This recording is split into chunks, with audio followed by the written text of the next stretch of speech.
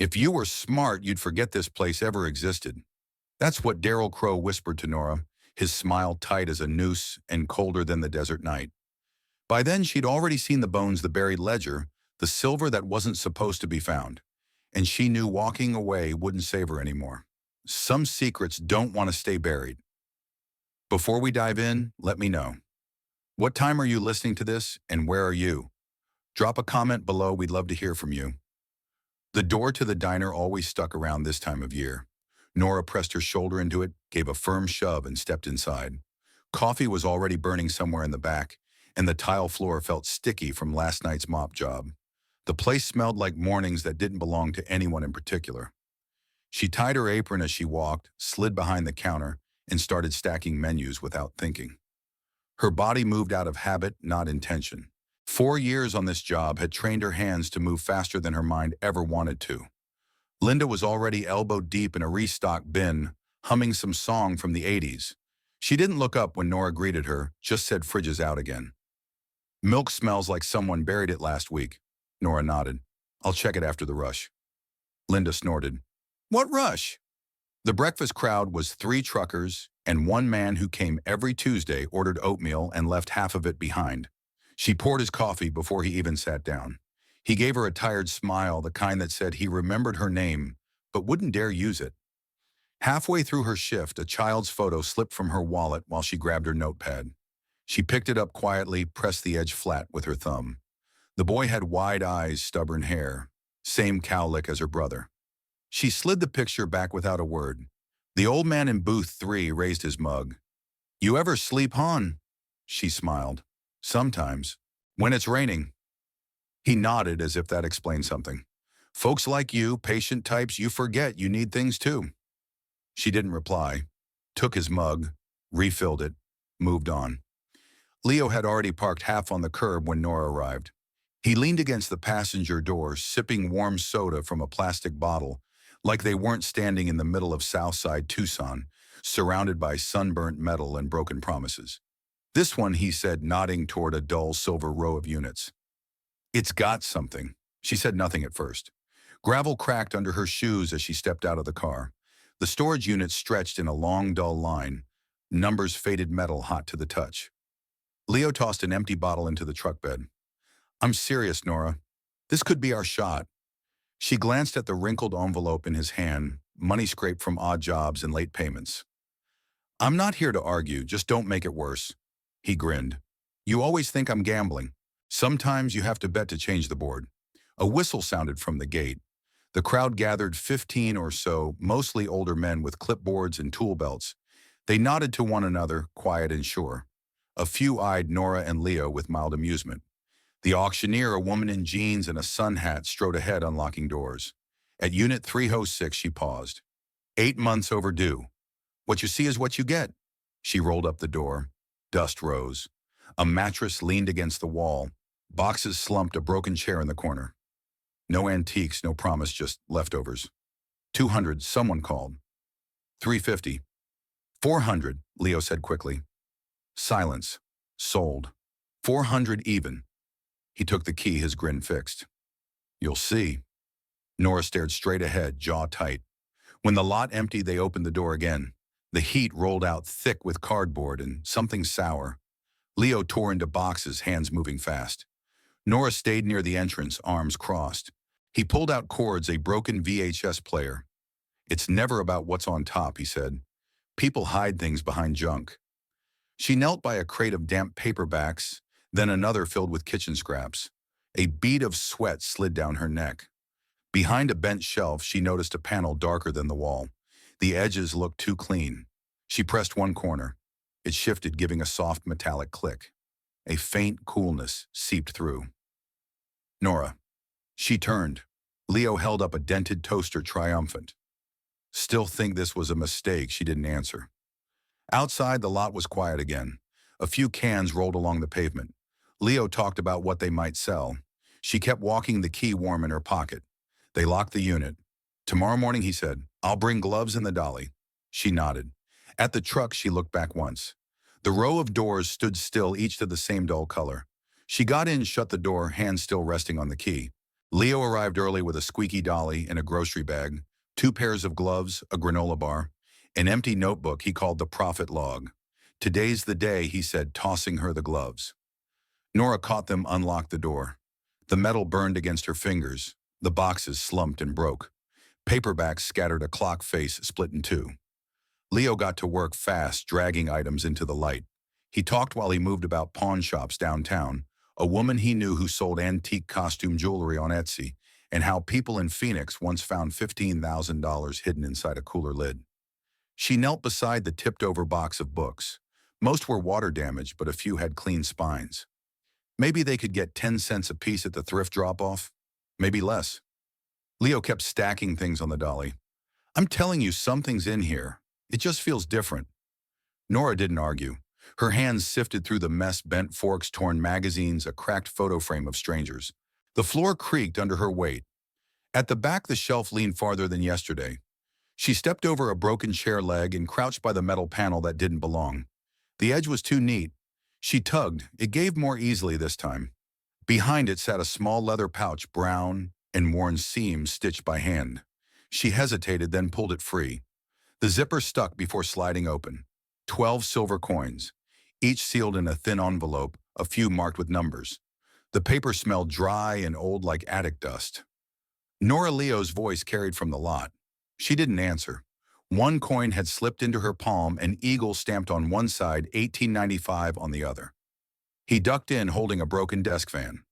"Find anything?" She handed him the coin. He turned it between his fingers. "No way. This is real? There's more." She unwrapped the rest. He counted fast, eyes bright. 12. "They've got to be worth something. Let's take them to that guy on Grant. We don't know what they are. We know they're old. We know they're silver. That's enough." "Or enough to get tricked," she said, wrapping the pouch in an old flannel shirt. Leo gave a short laugh. "You always do this, turn a good thing into a warning." "Because that's how it ends," she replied. "Things that come easy don't last." He didn't argue, just walked out, muttering about luck. Nora stayed a moment, the bundle in her hands. Rent was due, her mother's prescription unpaid. She wanted to believe this was help, not bait. She tucked the pouch in her tote and zipped it. They worked quietly the rest of the morning, loading the truck with lamps, rollerblades, a faded horse print. By noon, her back ached and her shirt clung damp. Leo wiped his brow. "Pawn place. We could try now. Tomorrow," she said. "Let it wait." He shrugged. She locked the unit, slipped the key into her pocket. From the truck, she watched the row of doors stand motionless. Something about 306 felt unfinished, like it wanted to be left alone. Leo tied down the load. "This is it, I'm telling you." She glanced at the tote by her feet, turned the key, and drove off. The library carried that mix of damp paper and cleaning spray. Nora sat at a corner table, tote by her leg, a collapsed box beside her labeled in faded ink, "Property of Dr. Walter Haynes." She'd nearly thrown it out, but the name pulled her in. A quick search brought up an old faculty page, Spanish colonial history, retired. Then an obituary, 7 months dead, survived by daughter Grace. The address was only a few miles from the storage lot. She drove there without calling. The house sat behind uneven hedges, a rusting mailbox tilting forward. She parked under a crooked mesquite, walked to the door, and knocked when the bell didn't work. A pause, then soft footsteps. The door opened a few inches before a voice greeted her. "Yes, hi. I'm sorry, this is strange. I know. My name's Nora Delgado. I bought a storage unit at auction. There were boxes with your father's name on them." The door opened wider. A woman in her late 50s stood there, her hair tucked into a clip, eyes rim red, like she hadn't been sleeping well. "You're not the first person to come by," the woman said, her voice soft but clear. "But most just wanted furniture. I'm not here to sell anything. I found some things and I think you should see them." She stepped back. "Come in." The living room was narrow, every surface lined with books or framed documents. A half-empty tea mug sat on the floor beside a worn recliner. Grace gestured for Nora to sit. She didn't. She opened the box instead. Grace looked down. Her hand touched the top folder like she recognized it by weight alone. "This is his writing," she said, barely above a whisper. "He never threw anything away, but I didn't think they put it all in a unit like that." Nora kept her hands folded. My dad was chasing ghosts, Grace added, picking up a notebook. Silver caravans, lost expeditions, maps no one else believed in. He was looking for something always. There's this story he couldn't let go, an 1800s mining group lost in the Arizona desert. He thought there was a second journal, one the government never cataloged. Grace leafed through the pages, then paused. Wait here. She disappeared down the hall. Nora stayed still. One of the bookshelves had a frame at the top. Walter Haynes in a graduation gown, hand on the shoulder of a much younger Grace. When the woman returned, she held out a red cloth-bound book. This was the one he never finished. Said if it ever got into the right hands, someone might pick up where he left off. Nora took it with both hands. The cover had a name etched faintly in the corner. She opened the first page. There it was, maps hand-drawn with notations in tight cursive. Coordinates. An arrow pointed toward a canyon Nora had heard Leo mention before outside Aravaca. She didn't say anything, just flipped to the final page. A line written in faded ink. If you find this, bring it into the light. Nora ran a finger across the words. The paper was rough. The pen had bled slightly like the writer's hand had trembled. Grace sat down watching her. I don't want it back, she said, but if you do anything with it, be careful. Later in the truck, Nora handed the journal to Leo. He skimmed the map with barely restrained excitement. This is it. This is the trail. It's someone's life's work, she said. It wasn't meant for us. That's why it matters. She didn't answer. Instead, she took the pouch of coins from her bag and laid it next to the book. Leo leaned forward, elbows on his knees. So what now? Nora opened the glove box and slid the journal inside. We start slow. Leo never meant harm when he talked too much. Most of the time, he just wanted to feel like he still had a little luck in him. After a few nights working at that dusty parking lot on the edge of town, part security, part junk sorter, he started telling folks about the silver coins. It didn't sound like bragging, not exactly. More like someone testing fate out loud. There were 12, he told a guy during his smoke break behind the building. Old, heavy, like the kind you'd see in some museum, but they were just sitting in a moldy bag behind a sheet of metal. The man raised an eyebrow, nodded slow. You sell 'em yet? Nah. My sister wants to figure out what they're worth first. That was it.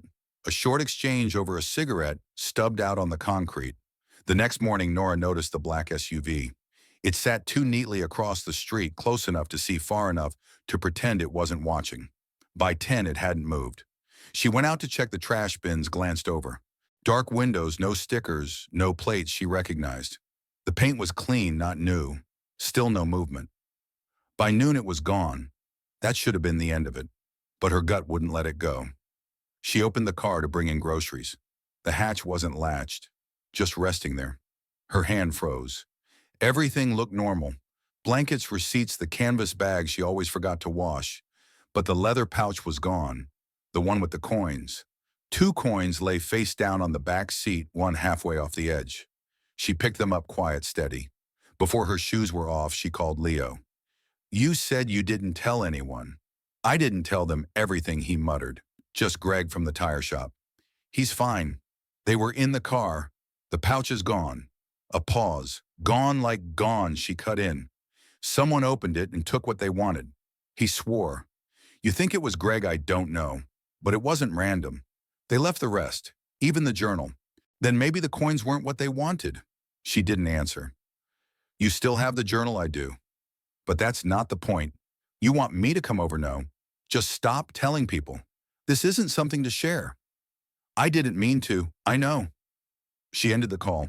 The house settled around her too still. Her mother slept in the back room. Nora paced the hallway, checked the locks twice. Everything was where it should be, but none of it felt secure. She pushed the remaining coins into a tin under the sink between spare keys and duct tape. That night, she left one lamp on and sat behind the curtain. The SUV never came back. Still, she couldn't sleep. A van passed. A kid biked by, then quiet again. She rolled a towel and pressed it against the door gap, sat on the floor, phone in hand.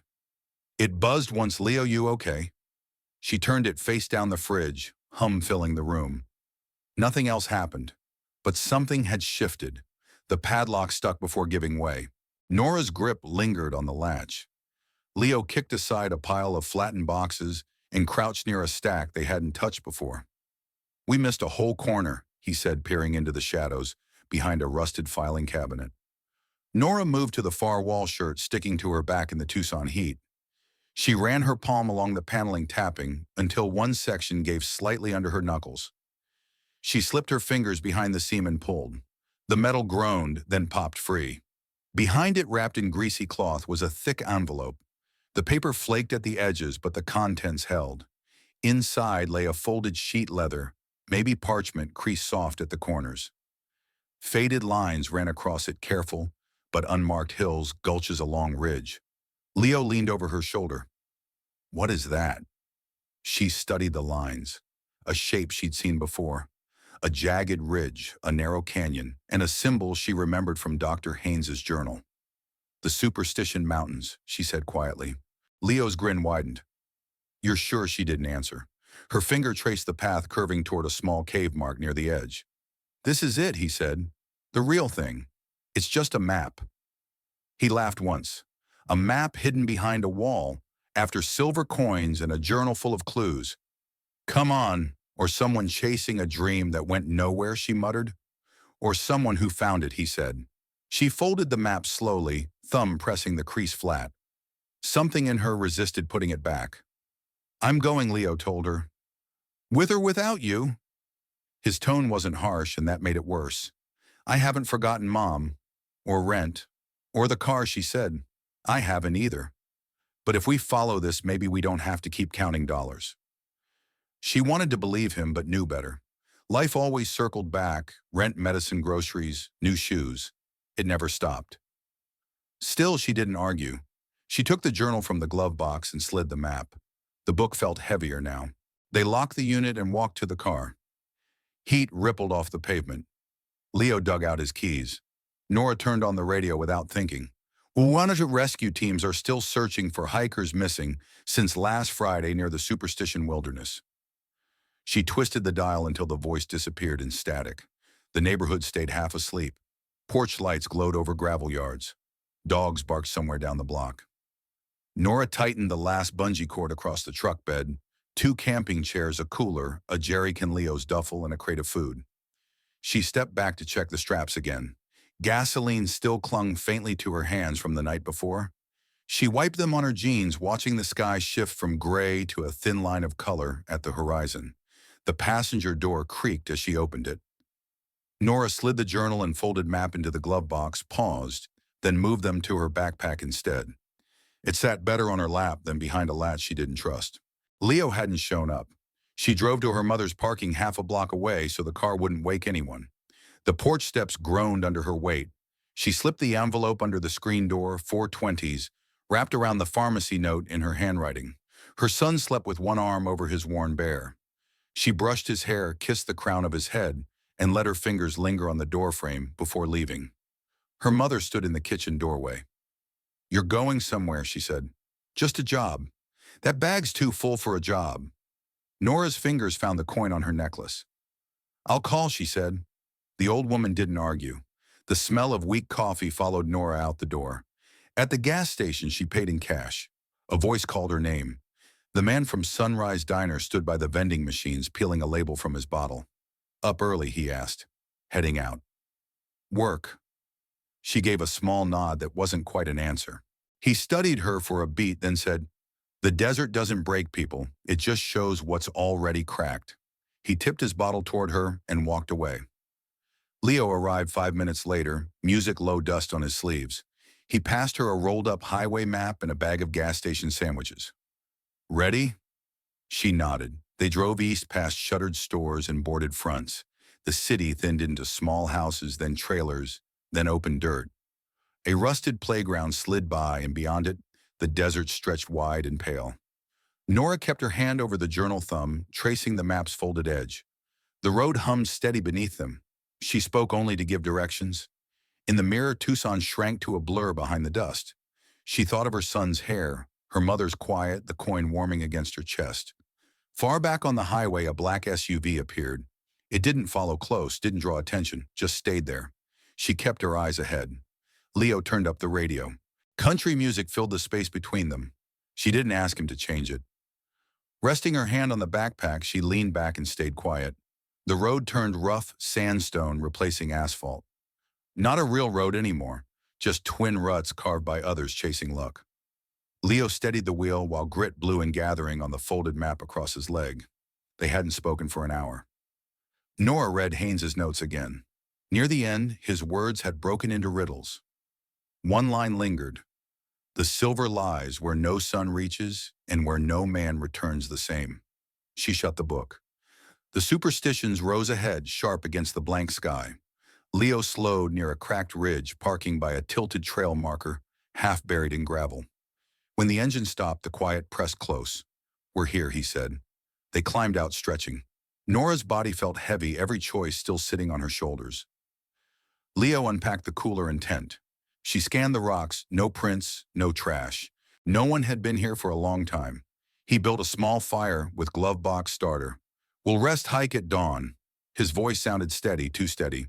She crouched beside the flame, turning to the last entry in the journal. "If you find this, go only with eyes open. Treasure doesn't rest in light." She closed it and didn't speak again. Wind rose before dark, scattering grit across the tent. They ate jerky and crackers, trading the same bottle of water.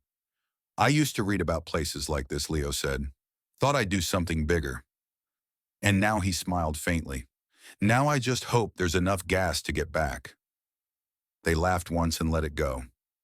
He fell asleep soon after. Nora stayed awake, hands pressed into warm dirt. Fire shadows trembled along the rocks. Then came a sound, soft, uneven, like footsteps dragging through gravel. She froze. Nothing moved. The noise stopped too, not fading, just stopping as if waiting. She backed toward the tent, unzipped the flap. Leo stirred but didn't wake. Her chest tightened, not in fear but in defiance. She lay down the journal against her stomach. The fire sank to embers. A flash blinked across the ridge. Once, then again smaller. Not lightning. She sat up, fingers on her backpack strap. The light disappeared. No sound followed. The stillness thickened until even the wind felt muffled. She didn't sleep. By dawn, the fire was gone. She boiled coffee, motions slow, automatic. Leo crawled out, yawning. Ready, she handed him the cup. Almost. He packed the tent, humming under his breath. She traced the next route in the journal fingertip, following the faded ink. When he finished loading the packs, she took one last glance at the ridge. The place where the flash had been was empty, only dust and stone. She didn't mention it.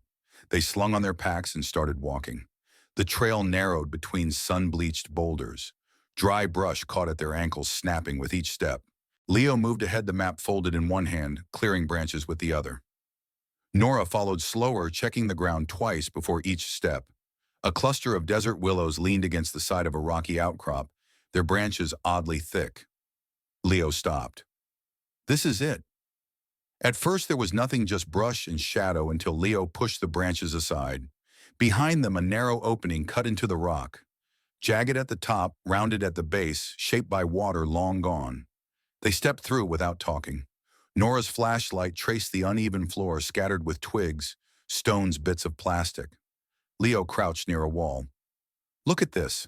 She joined him. A broken shovel, rope knotted to a rusted nail, torn canvas sacks. Nothing recent, but proof that someone had been here. She brushed one scrap and felt a sting in her palm, a shard of metal. She lifted it, dog-tagged, grime-caked. The name was still clear, Walter Haynes. Her breath caught. She handed it to Leo. He turned it over, grinning. "No way. This is it." She didn't grin back. If Walter had made it here, Grace's story was missing its end. Either he never left, or someone made sure he couldn't. Leo pocketed the tag and wandered deeper, brushing dust off the walls. Nora followed slower. Her beam caught a carving at the back, in ornate cross petals etched around its ends, a Latin line beneath, in lumini tuo videbamus lumen.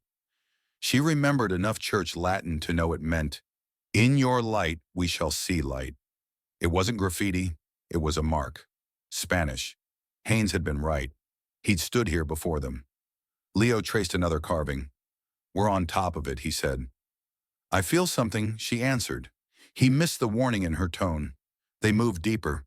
Her gut tightened, not fear, but that quiet instinct that says stop. She thought of her son, the envelope at her mother's house. She hadn't told them when she'd be back.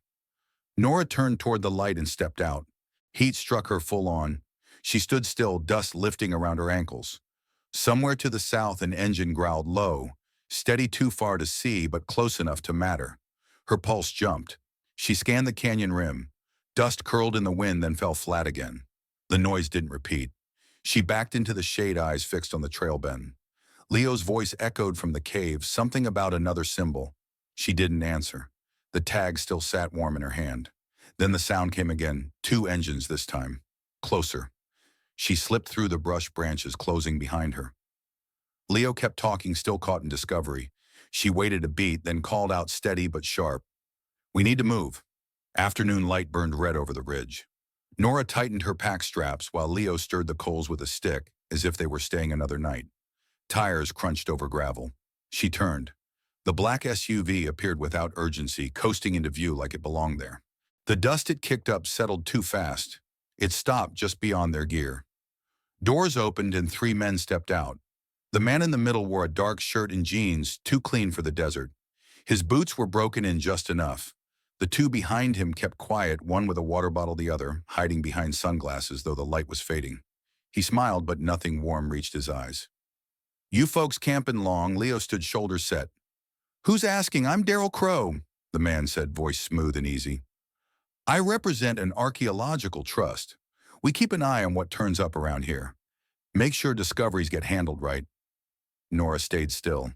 "This isn't protected land." "Not officially," Crowe said, hands loose at his sides. "But it's sensitive. We've tracked a lead here for years. When people wander in and stir things up, we like to talk first." Leo gave a short laugh. "So you're sitting on myths and hoping for a payout?" Crowe didn't flinch. His gaze shifted to Nora.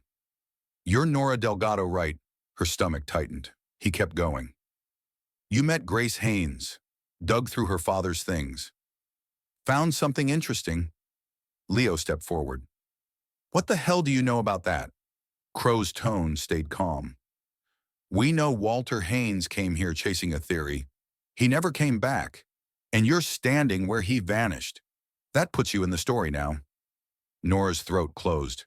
He wasn't guessing, he already knew. Crowe turned slightly toward her. "No one's trying to start trouble. But this place eats people. Mines, heat, bad footing, you name it. So if I were you," his grin sharpened, "I'd pack up and forget this spot exists." The man with the bottle cracked his knuckles. The one with the glasses didn't blink. No one spoke. Then Crowe turned. "Let's go." They climbed into the SUV and rolled off quiet as they'd arrived. Nora realized she'd been gripping her bag strap hard enough to whiten her knuckles. Leo swore, kicked a rock down the slope. "We're still going," he muttered. She didn't answer. "You're not scared of that guy, are you?" "He knew my name. So maybe Grace told him. Maybe it's online." She shook her head. It wasn't what he said.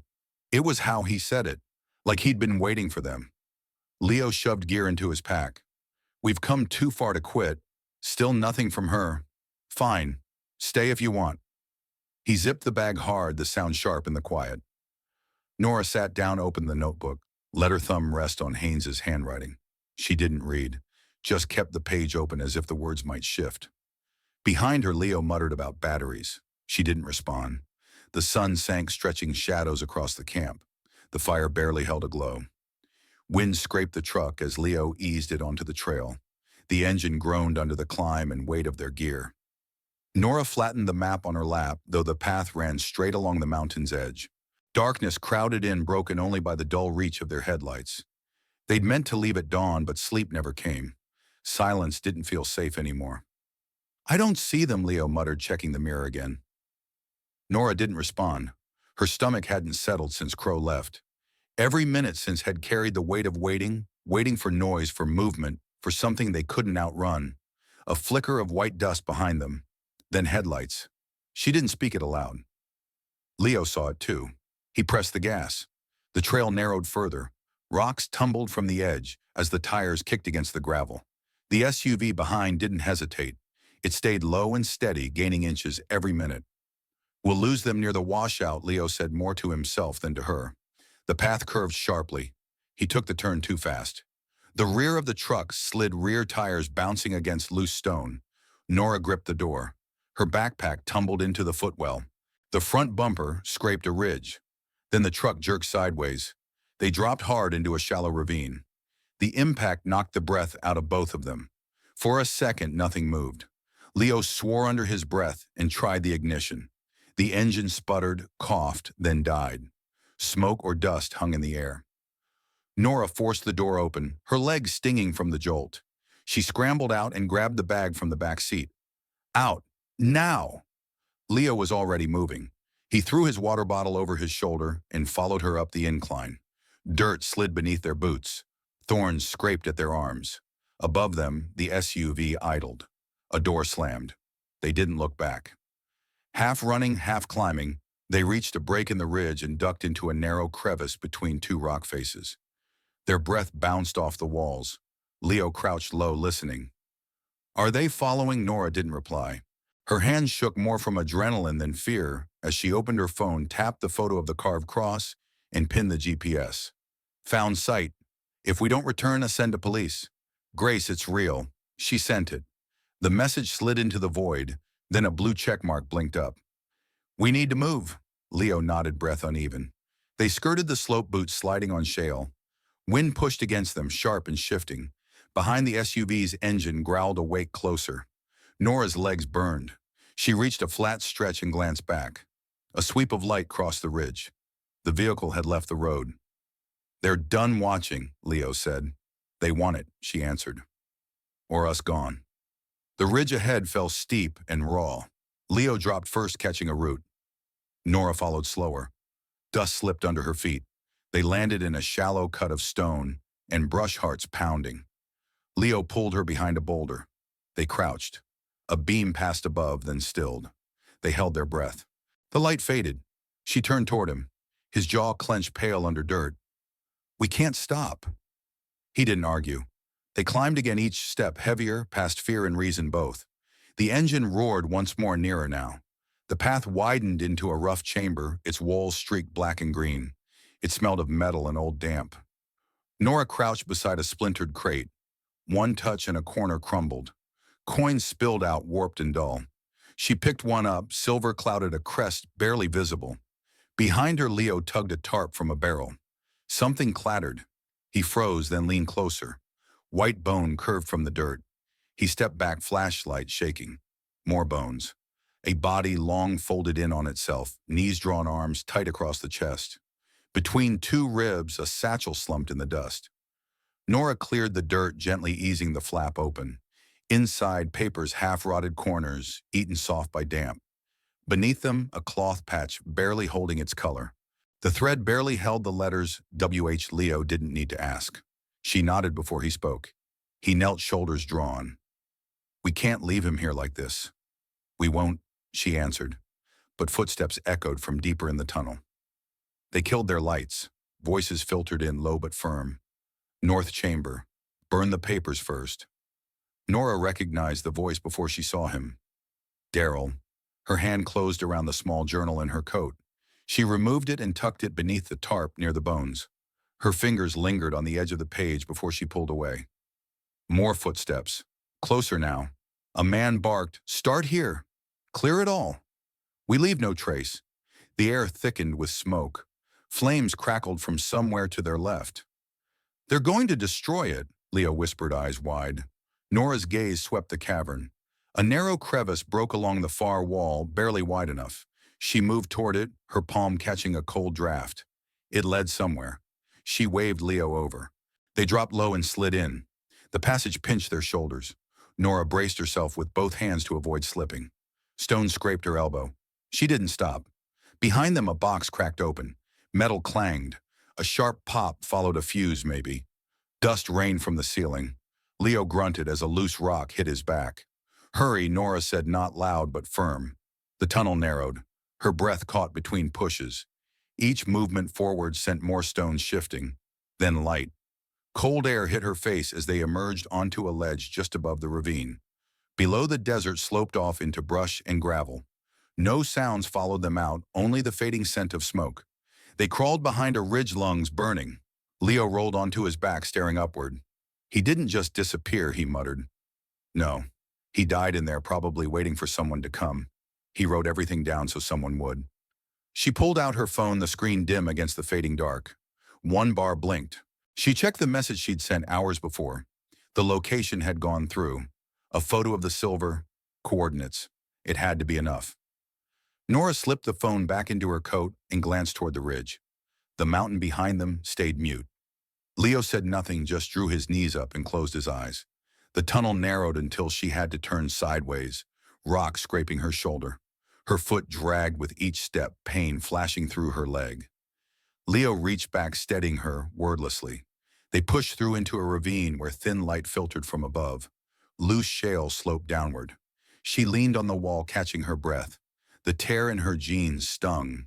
Every shift sent a pulse up her thigh. Leo pointed toward a ridge. This way leads out.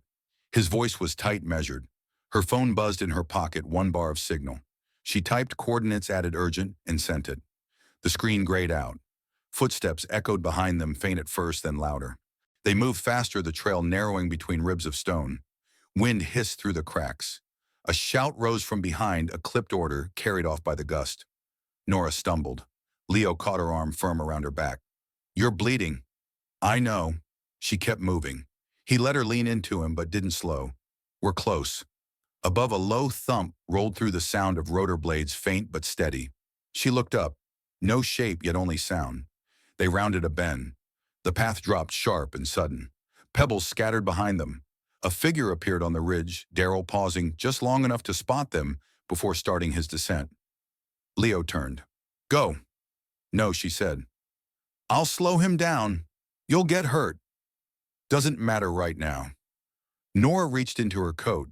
From inside the sewn lining, she pulled out the flash drive tucked in the back of Haynes's journal. The plastic casing felt warm from her body. She shoved it into the side of her phone, pressed two buttons on the screen, and held it against her chest. A soft chime, signal flickering. She activated the emergency beacon, low battery, maybe minutes left. Leo stood at the bend, arms braced against the rock, waiting. Daryl advanced, voice calm now. "It's not worth it. Hand it over. Walk away." Nora didn't look at him. She crouched low, slid the flash drive into her boot, and kept moving. The slope narrowed. The air ahead shifted wider, space more wind. She saw the break in the canyon wall, a wide crack like a mouth. Sunlight angled through. Behind her, a scuffle. She didn't look back, only heard Leo's breath, ragged, louder, closer. Then the sound of a body hitting rock. He stumbled beside her, blood running from a cut above his brow. She caught his arm before he fell again. "Almost there," he said. They pushed forward together. Each step drew blood from her leg, but she didn't slow. Rocks slid underfoot. Their hands clawed at roots, ledges, anything that held. Then open space. The canyon spit them onto a flat stretch. Dust swirled in weak gusts. Nora glanced up. The sound grew louder. A helicopter approaching. No longer distant. They collapsed beside a ridge, chests heaving. Behind them, no sign of Daryl. Maybe he turned back. Maybe not. Nora pulled her phone again. The screen flickered, then dimmed. The light above grew stronger. She shielded her eyes. Leo covered his face with one arm. Whitewash swept over them, sound splitting the sky. Her hand tightened on his shoulder. He winced. "You okay?" "No." "Good." She almost laughed, but it caught in her throat. She pressed the journal to her chest. Dust rose around them as the helicopter dropped, lower doors open, a voice crackling through wind. Nora blinked through grit. Leo lifted his hand, waved once, then let it fall. Everything blurred into sound and motion. She didn't remember standing, only the boots landing in front of her and a hand pulling her up. Someone shouted near her ear, words lost to the noise. She looked once toward the rocks where the ravine began. Nothing moved. By the time the light broke, she sat on the bumper of an ambulance wrapped in a foil blanket. Her jeans were torn, the bandaged leg dulling from sharp pain to background hum. Leo leaned against a rescue truck, flinching as a medic pressed his ribs. His shirt was streaked with dust and blood. When he caught her eye, he lifted a hand in acknowledgement, then let it drop again. The rotors had gone quiet. Police worked along the slope, mapping the area near the cave. Yellow tape fluttered, held down by duct tape and water bottles. Farther off, two officers stood over Daryl and his men, handcuffed faces, blank dirt clinging to their clothes. Daryl stared at the ground like none of it made sense. An officer approached Nora. We found the remains. Positive ID, it's Haynes. Your message came through just in time. She nodded once. The officer walked off, jotting notes in a small black book. A shadow crossed her feet. Grace Haynes stood there, coat too light for the morning chill. Her eyes, tired but steady, met Nora's. He always said someone would come, she murmured. Not to take anything, just to know. Nora started to speak but stopped. She reached out and took Grace's hand instead. They stayed that way, quiet amid the shuffle of boots and low voices. The sun climbed higher, its warmth crawling across the dirt, softening the cold that had held all night. A medic handed out bottles of water. Leo brought one to her. She drank half, wiped her mouth with her sleeve, and stared toward the mountains. The superstitions lay still again, jagged, calm, unchanged. The smell of sage drifted through the dry air. Grace sat beside her, folding her coat tighter. You saw his notes? Nora nodded. He wasn't after treasure, Grace said. He was trying to make peace with it. The whole thing haunted him. Nora looked down. The corner of the journal poked from under her blanket. I'm not sure I understand what we found. You don't have to, Grace said. You honored it. Behind them, officers called coordinates. Hikers lingered on the ridge, watching the scene. Another rescue team packed up ropes and stretchers. Leo limped over, dropped beside her, and handed her a granola bar. She unwrapped it slowly, eyes still on the horizon. Think they'll put this in the news, he asked. Nora shrugged. Probably not the way it happened. That's fine. They sat without speaking. Time stretched between them, heavy but not uncomfortable. Wind spun a thin swirl of dust at their feet. Nora brushed grit from her arm, hands settling on her chest. Her heartbeat pressed steady under her palm, quiet shore. No one called her name. No questions came. She didn't need to answer anything. Light edged over the rocks, turning the slope gold. She narrowed her eyes, let the warmth touch her face, then stood pulling the blanket closer. Her body ached, but the weight inside felt different, lighter, steadier, as if something unseen had been set down. Grace rose beside her. Nora nodded once, then faced forward, not at what had been lost, but at what came next. The first thing she noticed was the quiet, not the sterile kind, but softer in absence, that hummed. She blinked up at the plane ceiling. Machines pulsed to her left. Her arms felt heavy, mouth dry. Across the room, Leo slept bandaged and still, one hand wrapped in gauze, the other resting on his chest, fingers curled like he was still holding on to something. Nora tried to sit, but stopped when pain flared through her side. The TV murmured local news, recovery of historical artifacts near Superstition Mountains. Tucson siblings credited. She switched it off. The remote hit the blanket with a dull thud. A fan clicked in the corner, its rhythm steady. In the hall, a cart rattled and rolled away. Her chest felt hollow but no longer heavy. Whatever had weighed her for years, guilt, doubt, had loosened its grip. Not gone, just quieter. The door opened. Grace stepped in, coat hanging loose, eyes rimmed red but calm. You're awake, she said, voice soft. They said it'd be today. Nora nodded. Her throat wouldn't shape words. Grace placed a small wooden box on the table. The museum's keeping the rest, but we thought you should have this. Inside lay a single silver coin, edges worn smooth, the faint cross still visible. When Nora touched it, her fingers tingled, not from feeling, but from recognition, something older borrowed. Grace sat beside her. He always said the right people show up at the wrong time. That's what makes them matter. Nora looked at the coin, thumb tracing the faint lines. How's Leo? He'll be fine. A few weeks. You both were lucky. Nora smiled faintly. That's one word for it. They sat quietly. The coin stayed in her palm, cool and steady. Grace left soon after promising to bring food that wasn't pudding. Nora leaned back, breathing slow. Pain lingered, but her thoughts moved clear for the first time in months. A nurse stepped in, checked her vitals, noted something, and left. Nora barely turned her head. She focused on the simple things, the smell of disinfectant, the low hum of the floor, a child laughing somewhere down the hall, the faint beep of Leo's monitor. And then the old man's words returned to her, the ones she'd carried without understanding. Sometimes the scariest thing isn't the world outside. It's the story we tell ourselves inside our heads. She hadn't answered him then, but now she understood. The door down the hall opened and shut. A cart rolled past again. Someone was laughing near the nurse's station. Nora swung her legs over the edge of the bed. Her feet brushed the tile, cool and steadying. Fatigue rose, then ebbed. She stayed upright, breathing until the room stopped tilting. The museum looked the same from the street, beige walls, sun-worn banners moving faintly in the late breeze. She parked 2 blocks away and walked past the buses and folding signs that read, "New exhibit today, Forgotten Treasure." A white shirt, clean jeans, hair pulled back, that was enough. Staff moved quietly, straightening displays.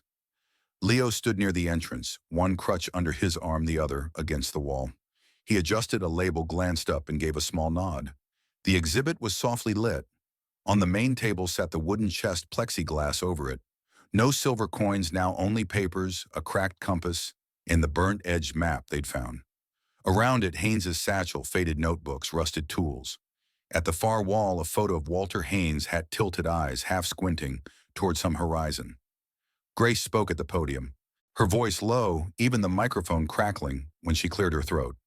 She talked about memory and about people who seek not glory, but understanding. She called Nora and Leo ordinary citizens with the courage to keep looking. No one clapped hard. A few nodded. Someone dabbed an eye with a handkerchief. When it ended, Leo drifted off with a reporter, answering slowly. His tone had softened since the hospital.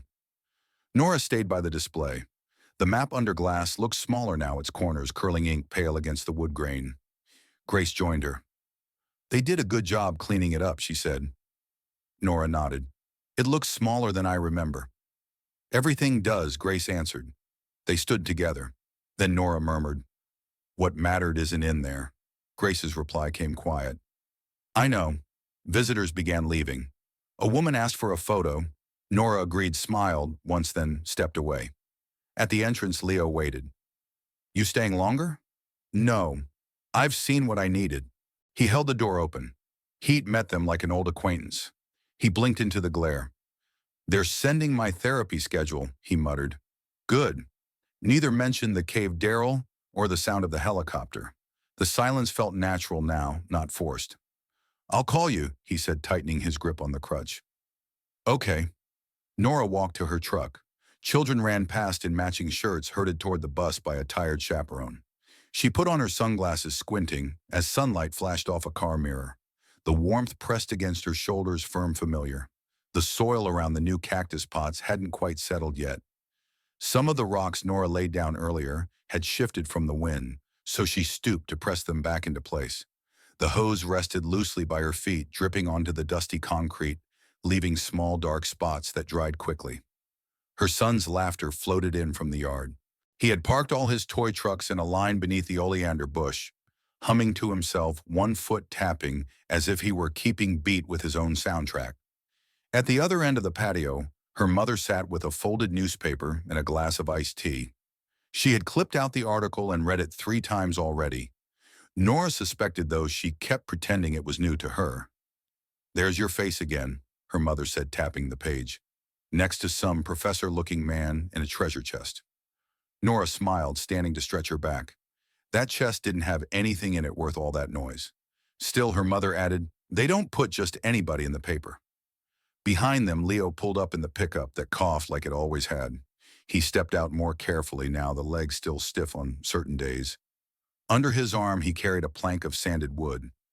"Look what I made," he said, holding it out proudly. The sign read, "Delgado Research and Finds, Archaeology and Restoration Consulting."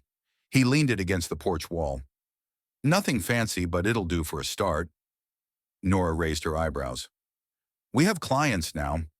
One lady asked me about her grandfather's army trunk." "That's something." Her son ran up to them, breathless. "Is Uncle Leo going to be famous?" Leo crouched beside him.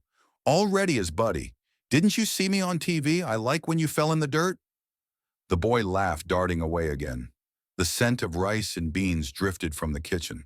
Her mother had started dinner early. Nora ducked inside to wash up, then reached into the top shelf of the cabinet and pulled out a small velvet pouch. She opened it slowly and took out the old silver coin, still scratched but polished now. She placed it between 2 spelling workbooks on the shelf above her son's desk, nestled upright so the engraving faced outward. Behind her, the door creaked softly. Leo leaned against the frame, arms crossed. "You really keeping it out here?" "He won't touch it," Nora said. It's not for hiding, just for remembering. He nodded. You okay? Yeah, you getting there? Out front, a neighborhood cat wandered along the sidewalk, pausing under the porch before disappearing into the fence line. A car passed slowly, bass thumping faintly from the speakers. They stood together for a moment. No rush, no decisions pressing down. Nora stepped back with a towel in hand and began drying the last of the ceramic pots. Her son shouted something from the other end of the yard, waving his truck above his head as if it had flown. The sky was changing color. Not the vibrant purple of storms or the deep blue of desert nightfall, just the soft, faded yellow that touched everything with a thin warmth before leaving for good. The cement porch caught it like paper, holding the glow briefly, then letting it go. Her hands slowed over the last pot fingers, catching a rough spot in the clay. She thought about the cave, about the weight of the bones they hadn't spoken of since, about Walter Haynes's journals now being digitized and archived somewhere safe. None of it felt like a secret anymore, but neither was it a story she wanted to tell often. It had happened. That was enough. Her mother clattered to the dishes, gently humming something from a long time ago. A familiar rhythm, one Nora didn't recognize but somehow knew. She stepped to the doorway and called her son. Come wash up. He answered without protest, dragging his feet in the dirt before rushing to the sink. She followed him in, closed the door behind them, and turned the latch. In the kitchen, the stovetop ticked as the burner cooled. Her son reached for his fork with both hands. Leo sat nearby, fiddling with the salt shaker. Nora poured water into a glass, placed it down, then leaned briefly against the counter, her eyes drifting toward the window. The yard was quiet now, the toys left where they'd fallen. A breeze moved through the lemon tree, shaking loose one dried leaf. The world kept turning. She sat down, and everything continued. Nora never set out to be a hero. She was just trying to pay the bills, keep her son fed, and maybe find something solid in a world that kept slipping through her fingers. But in the end, she learned that doing the right thing rarely comes with reward, only resolve. And sometimes the most extraordinary journeys begin with someone simply refusing to stay quiet. Take that with you when the world whispers forget. Maybe it's your moment to remember.